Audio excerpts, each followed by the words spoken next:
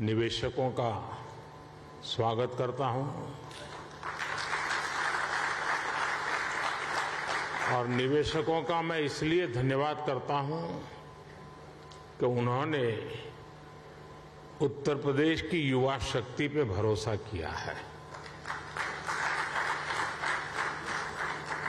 उत्तर प्रदेश की युवा शक्ति में वो सामर्थ्य है कि आपके सपनों और संकल्पों को नई उड़ान, नई ऊंचाई देने का सामर्थ्य उत्तर प्रदेश के नौजवानों में है और आप जिस संकल्प को लेकर के आए हैं, उत्तर प्रदेश के नौजवानों का परिश्रम, उनका पुरुषार्थ, उनका सामर्थ्य, उनकी समझ, उनका समर्पण आपके सभी सपने संकल्पों को सिद्ध करके रहेगा, ये मैं आपको विश्वास दिलाता हूं। काशी का सांसद हूं तो एक सांसद के नाते मैं ये लोभ छोड़ नहीं सकता हूं, मोह छोड़ नहीं सकता हूं।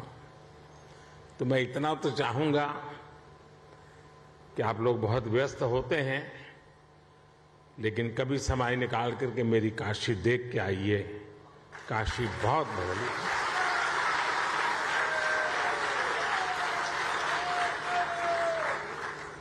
काशी बहुत बदल गई है। विश्व की ऐसी नगरी अपनी पुरातन सामर्थ्य के साथ नए रंग रूप में सज सकती हैं, ये उत्तर प्रदेश की ताकत का जीता जागता उदाहरण है। साथियों, यूपी में 80,000 करोड़ रुपए से ज्यादा के निवेश से संबंधित समझौते यहां हुए हैं।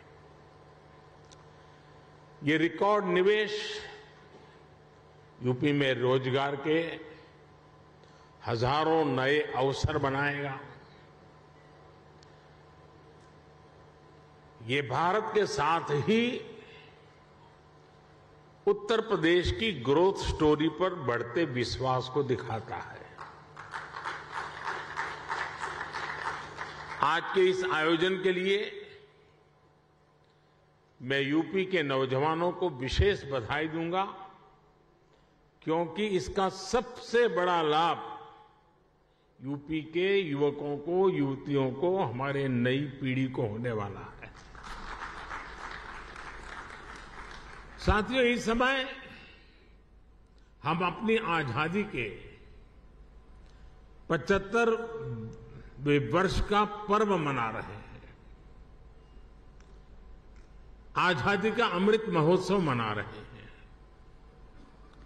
ये समय अगले 25 वर्षों के लिए अमृत काल, नए संकल्प का काल, नए लक्ष्यों का काल और नए लक्ष्यों को प्राप्त करने के लिए सबका प्रयास के मंत्र को लेकर के परिश्रम की पराकाष्ठा करने का अमृत काल है।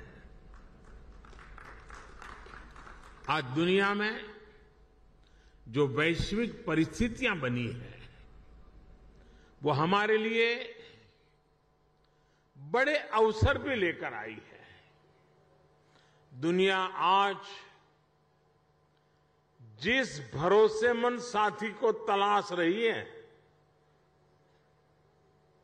दुनिया तलाश रही है, उस पर खरा उतरने का सामर्थ्य सिर्फ हमारे लोकतांत्रिक भारत के पास है। दुनिया आज भारत के पोटेंशियल को भी देख रही है और भारत के परफॉर्मेंस की भी सराहना कर रही है। कोरोना काल में भी भारत रुका नहीं, बल्कि अपने रिफॉर्म्स की गति को और बढ़ा दिया। इसका परिणाम आज हम सभी देख रहे हैं। हम G20 अर्थव्यवस्थाओं में सबसे तेजी से ग्रो कर रहे हैं। आज भारत ग्लोबल रिटेल इंडेक्स में दूसरे नंबर पर है। भारत दुनिया का तीसरा सबसे बड़ा एनर्जी कंज्यूमर देश है। बीते साल दुनिया के 100 से अधिक देशों से $84 बिलियन का रिकॉर्ड एफडीआई आया है। भारत ने बीते वित्तीय वर्ष में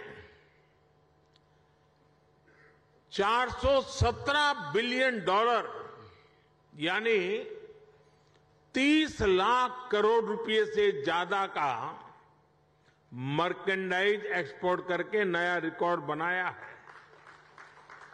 साथियों, एक राष्ट्र के रूप में अब ये समय अपने साझा प्रयासों को कई गुना अधिक बढ़ाने का है। एक ऐसा समय है जब हम अपने फैसलों को सिर्फ 1 साल या 5 साल को देखते हुए सीमित नहीं रख सकते।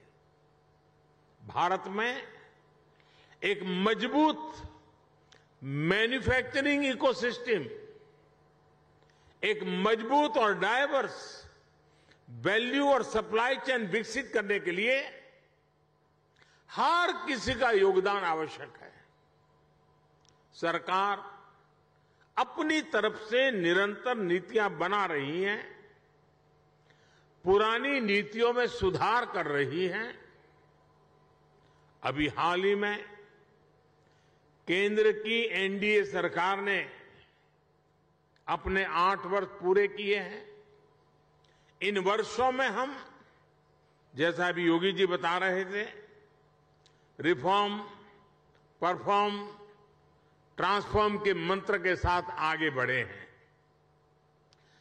हमने पॉलिसी स्टेबिलिटी पर जोर दिया है, कोऑर्डिनेशन पर जोर दिया है, ईज ऑफ डूइंग बिजनेस पर जोर दिया है।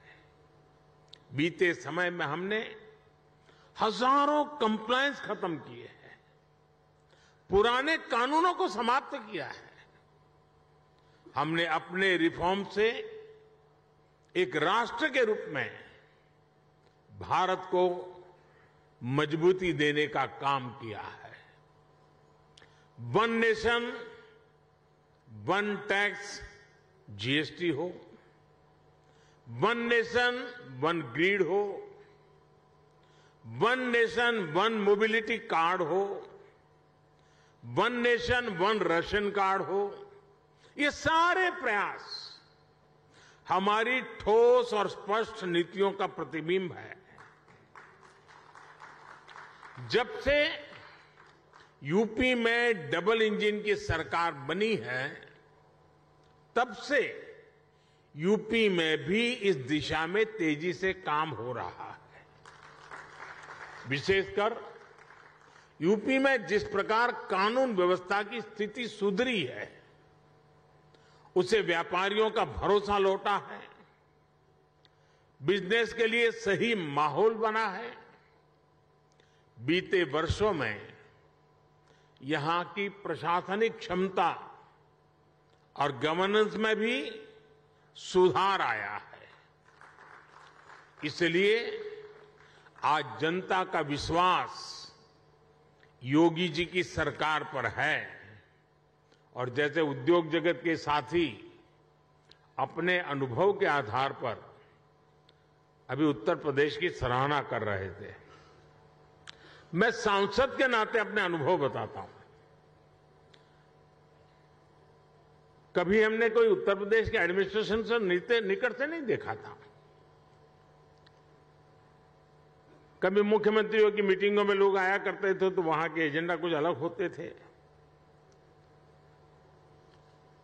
लेकिन एक सांसद के रूप में जब मैं यहां काम करने लगा तो मेरा विश्वास अनेक गुना बढ़ गया कि उत्तर प्रदेश का ब्यूरोक्रेसी, उत्तर प्रदेश के एडमिनिस्ट्रेशन में वो ताकत है जो देश उनके पास चाहता है। जो बात उद्योग जगत के लोग कह रहे थे, एक सांसद के नाते मैंने स्वयं ने इस सामर्थ्य को अनुभव किया है और इसलिए मैं यहां सरकार के सभी ब्यूरोक्रेट्स, सरकार के छोटे मोटे हर व्यक्ति को ये जो मिजाज उनका बना है इसके लिए बधाई देता हूं, उनका अभिनंदन करता हूं। साथियों, आज यूपी की जनता ने 37 साल बाद किसी सरकार को फिर से सत्ता में वापस लाकर अपनी सेवा की जिम्मेदारी सौंपी है। साथियों, उत्तर प्रदेश में भारत की 5वें-6ठे हिस्से की आबादी रहती है, यानी यूपी के एक व्यक्ति की बेहतरी भारत के हर 6ठे व्यक्ति की बेहतरी होगा।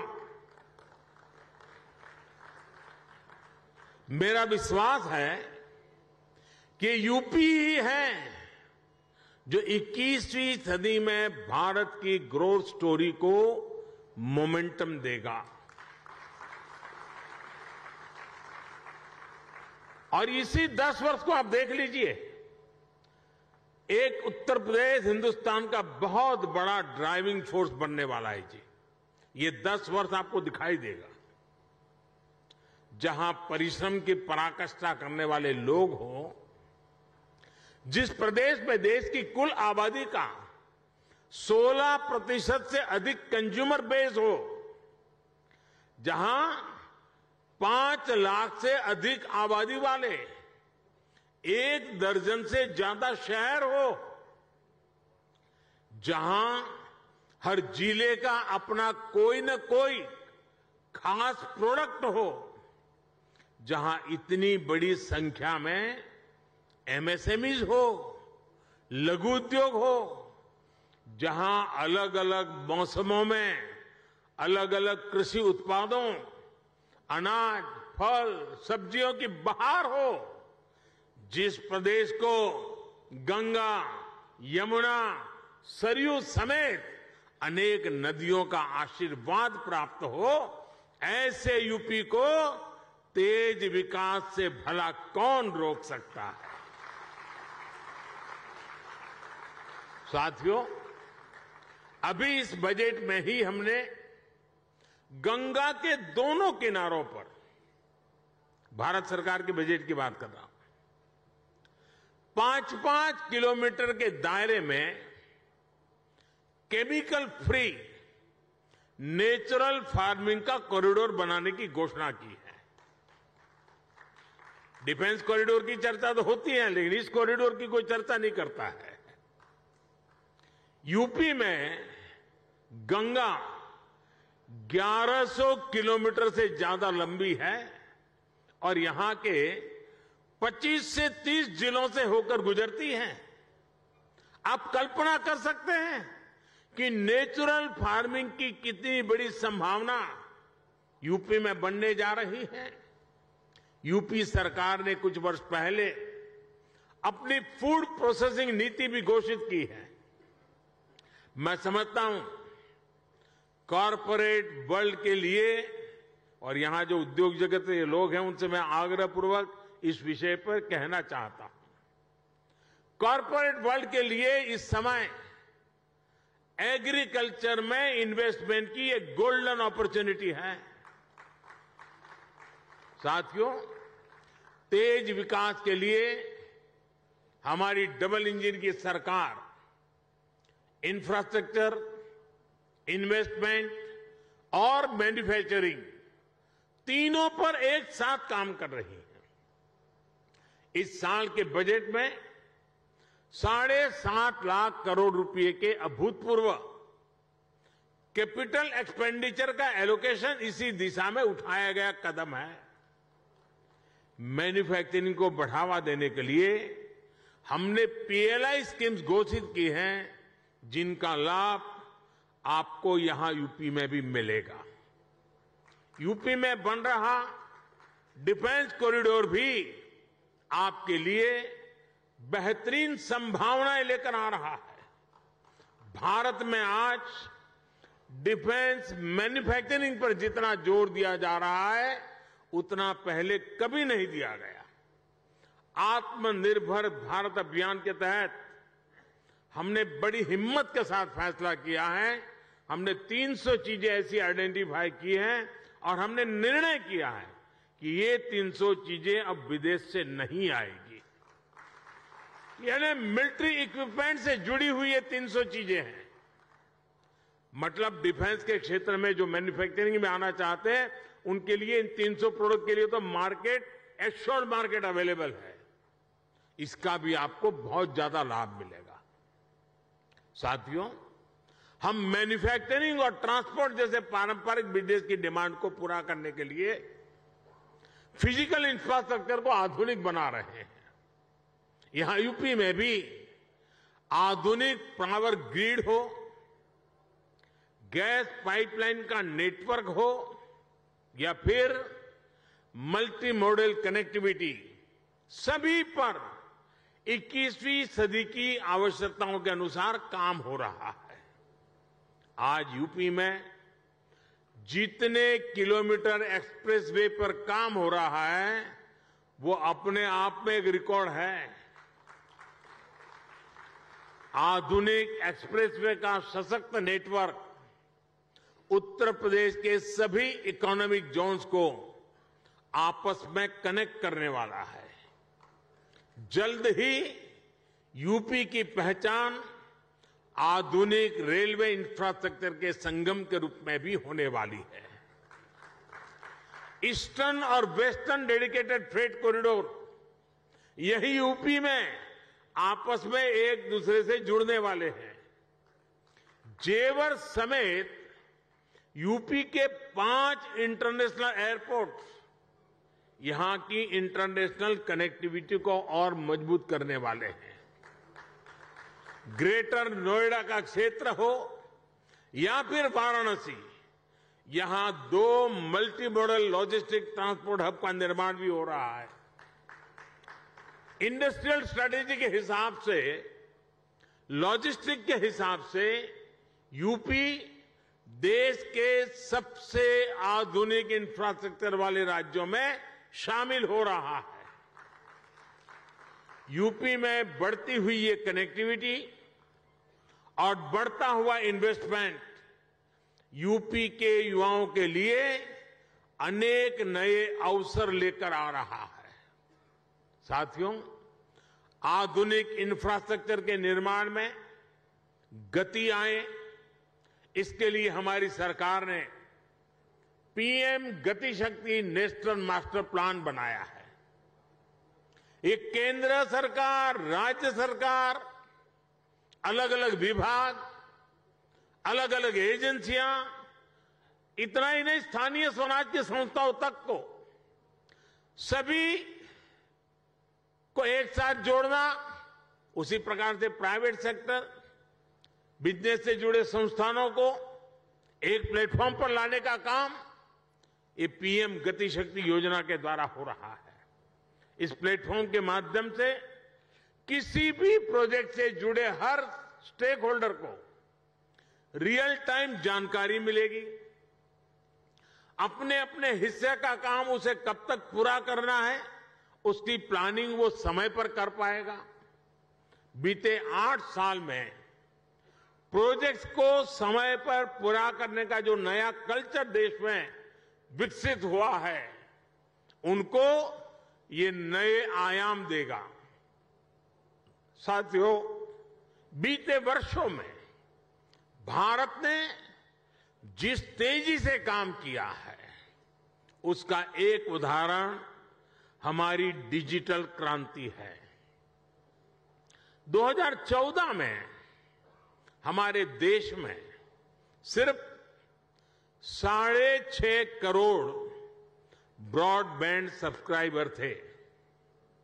आज इनकी संख्या 78 करोड़ से ज्यादा हो चुकी है। 2014 में 1 GB डेटा करीब करीब 200 रुपये का पड़ता था। आज इसकी कीमत घटकर 11-12 रुपये हो गई है। भारत दुनिया के उन देशों में है जहां इतना सस्ता डेटा है। 2014 में देश में 11 लाख किलोमीटर का ऑप्टिकल फाइबर था। अब देश में बिछाए गए ऑप्टिकल फाइबर की लंबाई 28 लाख किलोमीटर के पार कर चुकी है। 2014 में देश में 100 से भी कम, यानी 100 भी नहीं, 100 से भी कम ग्राम पंचायतों में ऑप्टिकल फाइबर पहुंचा था। आज ऑप्टिकल फाइबर से जुड़ी ग्राम पंचायतों की संख्या भी 1.25 लाख को पार कर गई है। 2014 में देश में 90,000 के आसपास ही कॉमन सर्विस सेंटर्स थे। आज देश में कॉमन सर्विस सेंटर्स की संख्या भी 4 लाख से ज्यादा हो गई है। आज दुनिया के डिजिटल ट्रांजैक्शन का करीब करीब 40% भारत में हो रहा है। दुनिया का 40%। किसी भी हिंदुस्तानी को गर्व होगा। जिस भारत को लोग अनपढ़ बताते हैं, वो भारत ये कमाल कर रहा है। हमने बीते 8 वर्षों में डिजिटल क्रांति के लिए जिस फाउंडेशन को मजबूत किया, उसी का नतीजा है कि आज अलग अलग सेक्टर्स के लिए इतनी संभावनाएं बन रही है। इसका बहुत बड़ा लाभ हमारे युवाओं को मिला है। 2014 से पहले हमारे यहां कुछ 100 स्टार्टअप भी थे, लेकिन आज देश में रजिस्टर्ड स्टार्टअप की संख्या भी 70,000 के आसपास पहुंच रही है। अभी हाल ही में भारत ने 100 यूनिकॉर्न का रिकॉर्ड भी बनाया है। हमारी नई इकोनॉमी की डिमांड को पूरा करने के लिए डिजिटल इंफ्रास्ट्रक्चर की मजबूती का बहुत लाभ आप लोगों को मिलने वाला है। साथियों, मैं आपको आश्वस्त करता हूं कि यूपी के विकास के लिए, आत्मनिर्भर भारत के निर्माण के लिए जिस भी सेक्टर में जो भी रिफॉर्म आवश्यक होंगे, वो रिफॉर्म निरंतर किए जाते रहेंगे। हम नीति से भी विकास के साथ हैं, निर्णयों से भी विकास के साथ हैं, नियत से भी विकास के साथ हैं और स्वभाव से भी विकास के साथ हैं।